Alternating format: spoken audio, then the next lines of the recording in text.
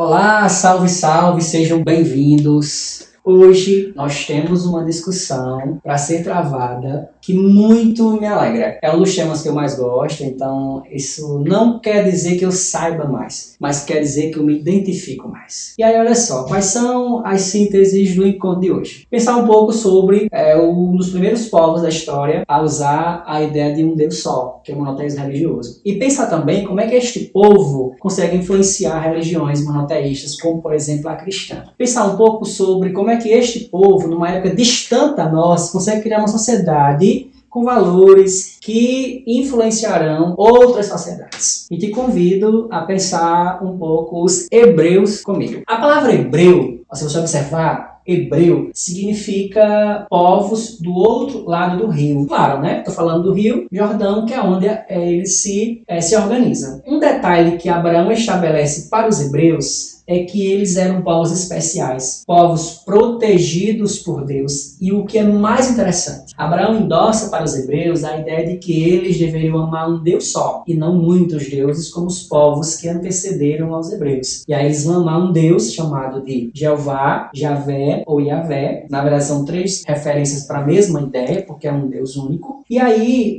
cria-se para aquele povo algumas composições importantes. Primeiro, que eles amam um Deus só, eu já disse. Segundo, que eles são povos especiais, ou como eles mesmos se intitulavam, povos escolhidos. Abraão endossa para aquele povo o fundamento de uma sociedade, de uma cidade chamada Canaã. Canaã é uma palavra comum dos textos. Canaã era tida pelos hebreus como um espaço sagrado. Era chamada de terra escolhida ou terra prometida. Acreditava-se que um dia naquela terra jorraria leite e mel. Literalmente, Jairus? Claro que não, né? Eles entendiam que era uma região em que haveria mudanças efetivas. E assim eles se fundamentam, se organizam e viviam muito bem.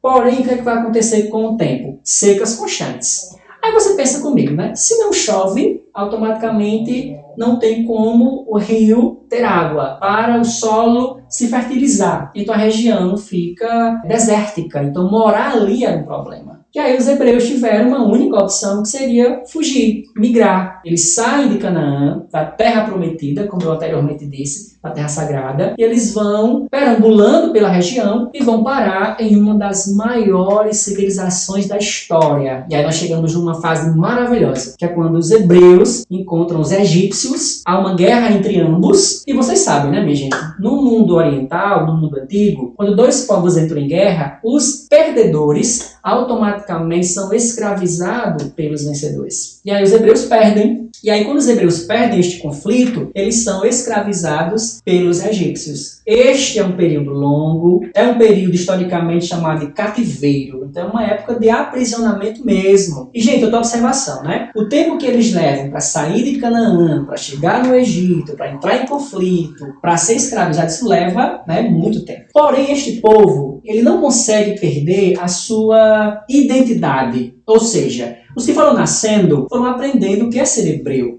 o significado da palavra e automaticamente o significado da identidade hebraica.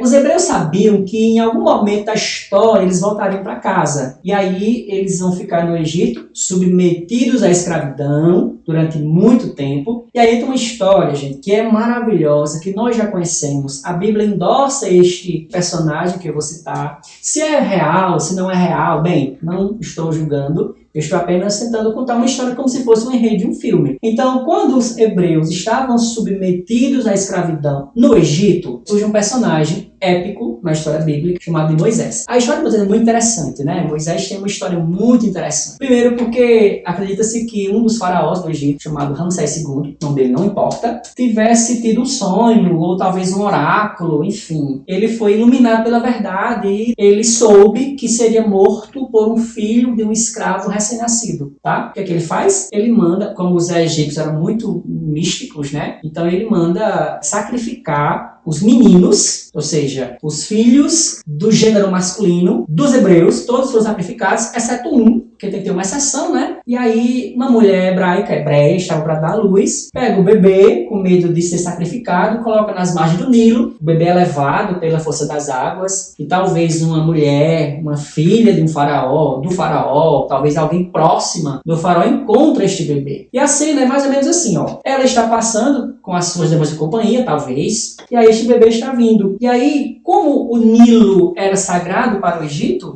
então o que ela vai fazer? Ela entendeu que aquele bebê era um presente do Nilo. Então ela pega este bebê, leva este bebê ao palácio, ele é criado como filho, como herdeiro do trono egípcio. Quando chega à fase adulta, este bebê, que agora é um homem, ele é também iluminado pela verdade. Uma coisa que eu não falei, mas que é fundamental, é que este bebê é batizado em Moisés. E veja, Moisés, a palavra Moisés significa filho das águas, pelo significado histórico, né, da origem dele. Mas enfim, vamos para a época em que Moisés está adulto e ele é iluminado pela verdade. Qual é a verdade? Ele não é egípcio, não tem vínculos nobres, ele é filho de um escravo e ele tem uma obrigação, pegar os co-irmãos que estavam no Egito, escravizados, e levar de volta para casa. Este período, tá, de saída dos hebreus do Egito, voltando para casa, é uma época longa, é uma época em que, biblicamente, este período é chamado de Êxodo, que inclusive é um texto bíblico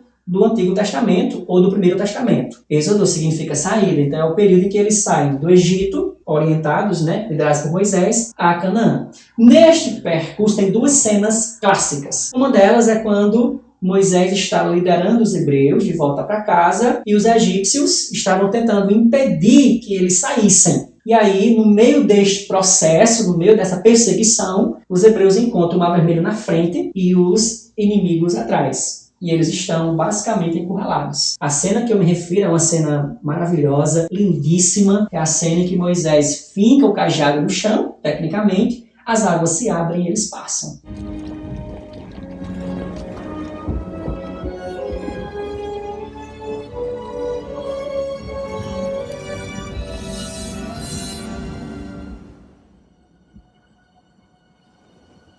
With this staff, you shall do my wonders.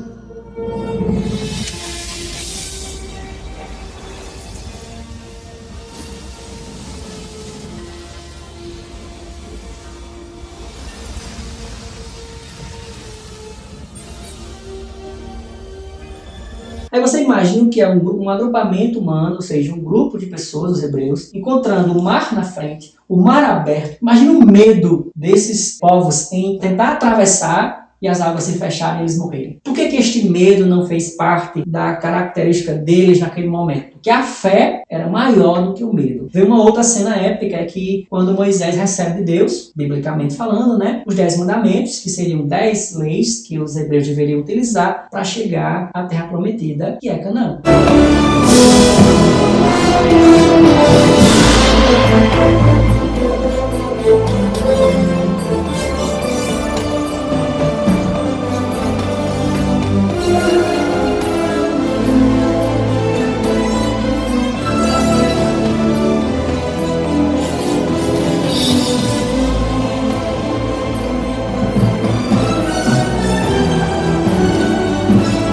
Anos passam e eles chegam em casa. Ah, Jailson, que bom! Então, se os hebreus tinham como objetivo chegar, eles chegaram, significa que os problemas estão solucionados. Correto? Errado. Os problemas apenas começavam. Porque quando eles saíram de Canaã, Canaã perdeu a identidade para os povos que foram ali chegando. Porque voltou a chover, o rio voltou a ter água, a região voltou a ser fértil e outros povos começaram a tomar de conta, começaram a se apossarem daquele lugar. Que povos? Árabes. Povos árabes. Então, o que eu quero que entendam? Quando eles chegam de volta, anos depois, séculos depois, eles encontram a terra ocupada. E aí nós vamos ter uma época importante, que é uma guerra entre árabes e hebreus pela posse da terra. Dentro dos hebreus há uma divisão, tá? Porque metade deles pensou assim, olha, a gente não quer brigar com vocês, a gente quer discutir, a gente quer dialogar, afinal a terra é nossa. Nossos ancestrais foram os responsáveis pela construção deste lugar. E aí, a outra parte dos hebreus pensaram assim, não, a gente vai utilizar a radicalização mesmo, a gente vai expulsar os árabes pela força. Então, dentro dos hebreus há uma divisão. Quem é diplomático, ou seja, quem queria o diálogo, foram chamados de Judá. Eles formaram tribos que foram chamadas tribos de Judá. E os que eram radicais, dos hebreus, obviamente, formaram as tribos de Israel. O que é que Judá e Israel têm em comum? A formação. O que é que muda? A forma de agir. Os judeus são diplomáticos,